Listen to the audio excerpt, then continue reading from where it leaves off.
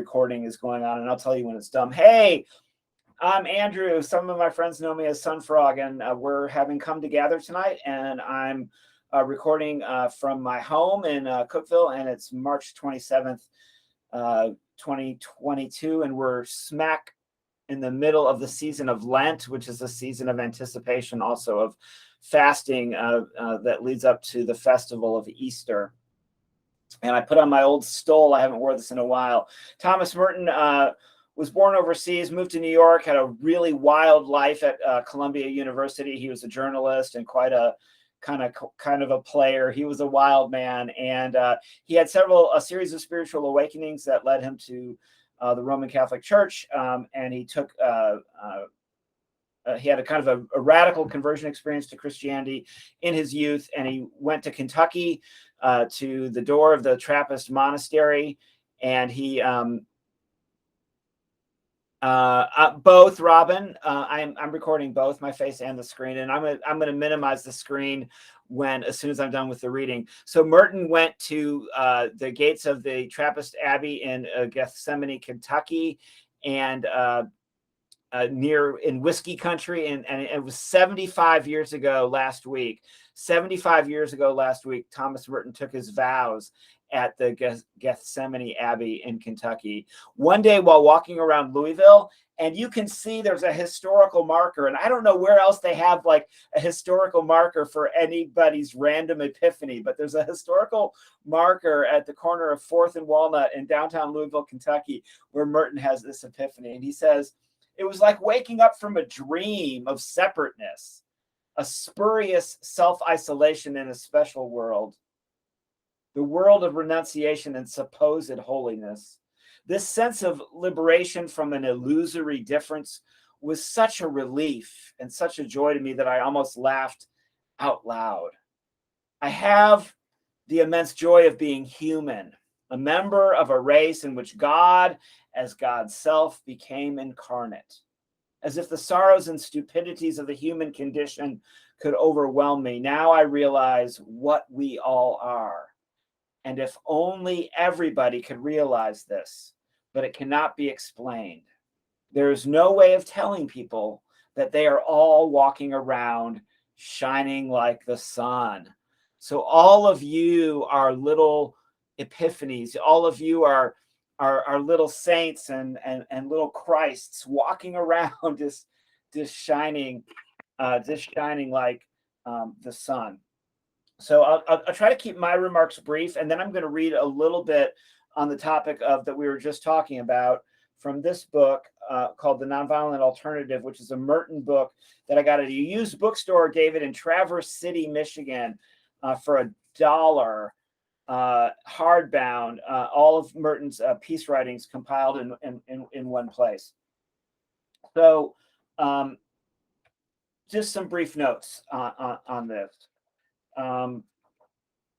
As you all know, most of you know this very well, I have been struggling for the last 2 years with my faith. It's been a season of what many call deconstruction. Breaking up with a blowtorch and a chisel every infrastructure of doctrine, staring into the existential abyss, looking for a new understanding of God. I've been dabbling in pantheism and animism, reading Rumi every day. I read the poet Rumi every single day. And as some of you know, I've been attending a Unitarian Universalist congregation here in Cookeville. But I just cannot, for the life of me, I can't seem to shake my brother Jesus. When we talk about the better world that is possible, when we talk about the new world that is always flowers bursting in the cracked sidewalk, the new world being born, James, in the shell of the old school Christian tendency, Lydia, is to call that real and dreamed world, is to call that place that is already and not yet the kingdom of God. That's the old school way they would talk about it. But for years, David, I've been much more familiar and friendly to Martin Luther King Jr.'s paraphrase, the beloved community, a term that Martin actually borrowed from Josiah Royce. So, who is Jesus in the beloved community? Late last year, I actually wrote a blog around Christ the King Sunday. Now, you guys might not have missed this. You know, I've been getting in fights with famous Christians on the internet, Lydia. So I actually got in a fight with Nadia Bowles-Weber on Twitter last year. I apologize to Peter Rollins. And aside, and this is now going to be on YouTube. I actually, after my meltdown about Peter Rollins and the war, I actually rethought everything that he had said and read. And I actually went on deleted my comment on his page and apologized to Peter Rollins. But I had a fit at Nadia Bowles-Weber because she said that Christ the King Sunday was Antifa Sunday and that it was instituted to be defiant of Hitler's fascism. But actually, it was anti-communist and anti-liberal, and it was created to accommodate Mussolini. It had nothing to do with being anti-fascist. One could even say it was proto-fascist because the Catholic Church was making all these compromises with the fascists in Spain. In any event, I got into a huge Twitter fight with Nadia Bowles-Weber and a bunch of other people because she had this tweet that Christ the King Sunday was Antifa Sunday, and it was getting shared everywhere. And everywhere I saw it, I posted, and I got into all these fights. And Nadia Bowles-Weber accused me of mansplaining. So that was one of my high honors. But I came out with this idea at that time that Jesus is not king. And that is a good thing. In the days since I've started identifying as what I'm calling Christian adjacent, I'm finally and surrendering to the spiritual but not religious trajectory I've been on my entire life. What is the place for Jesus in this new expansive ecumenical space?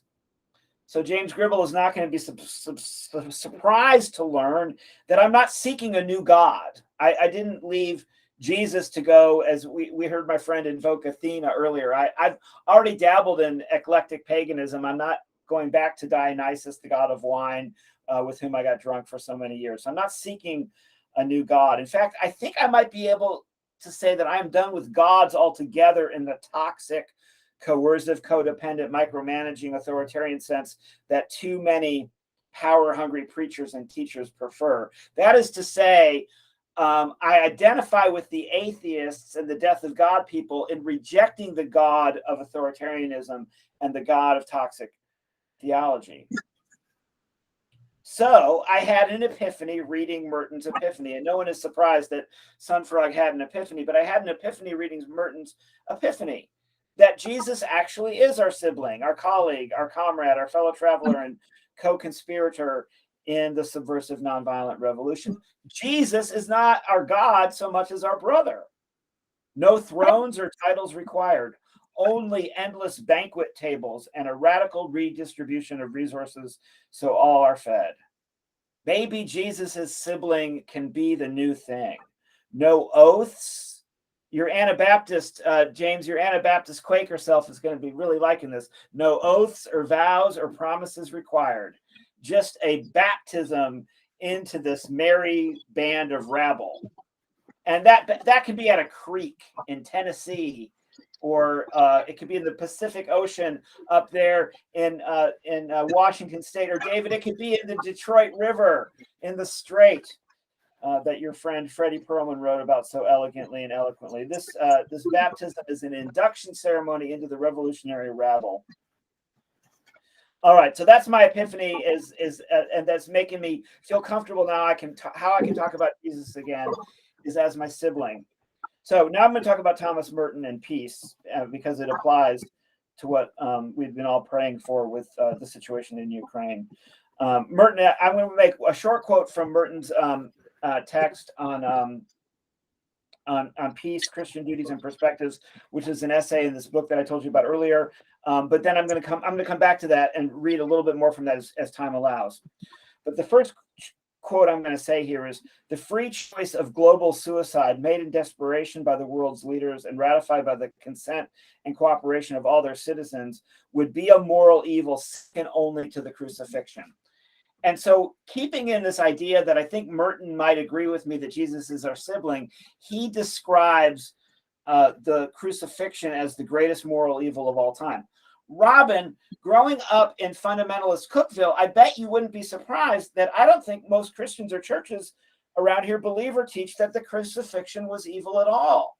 They don't teach that the crucifixion was a moral evil at all. They teach a transactional cross where a masochistic, sadistic caricature of God simultaneously commits suicide and kills their son. And in all the metrics of atonement theory, the cross is a bet and a bargain with God, with the devil, and with the future of all humanity. So not a prophet, an eschatological prophet getting offed by the authorities, but some kind of a plot by this sadistic God to sort of manipulate us into their minions. But what if the cross was just the electric chair of its era? What if the cross is, as I've been told by historical theologians more well-read than me, a terminal torture technique to intimidate subversives and seal submission to empire? If the cross is an evil of the magnitude that Thomas Merton describes, it is recognition of the execution, of the lynching, of the authority-sanctioned brutal killing that crucifixions in the first century are reported to have been. For me, this last month, the war in Ukraine has been reconverting. From the whispers on the news of an imminent invasion to waking up to Putin's creepy announcement on Thursday, February the 24th, 2022, to seeing the cruelty and the carnage of a full-scale air and ground invasion and the continued human cost as the war enters its second month, I was converted. My frail and fragile and probably futile searching for hope, it can grasp for hot takes in a hot war and a cold war, but might also seek solace outside the steady chatter of the commentariat. For some reason, the cruelty of the crucifixion, whether it is a historical event or a metaphor, as also seen in the lynchings of African Americans and the execution of political dissidents and subversives all over the world.